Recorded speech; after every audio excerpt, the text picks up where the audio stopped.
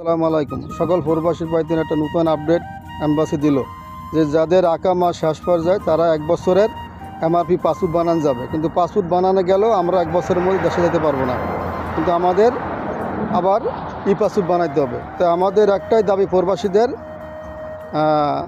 আমাদের MRP passport দেওয়ার জন্য আমাদের ই পাসপোর্ট বানানো যায়।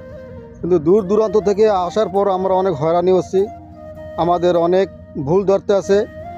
তারপরে আমাদের প্রবাসীর কাছে একটা রিকোয়েস্ট, সবাই নিজের নাম, বাপের নাম, মায়ের নাম, নিজের জন্ম তারিখ, যে আপনি কোন জায়গার, তো এটা আপনারা নিজেরা ফলো করবেন, তো আমরা হয়রানি হব না।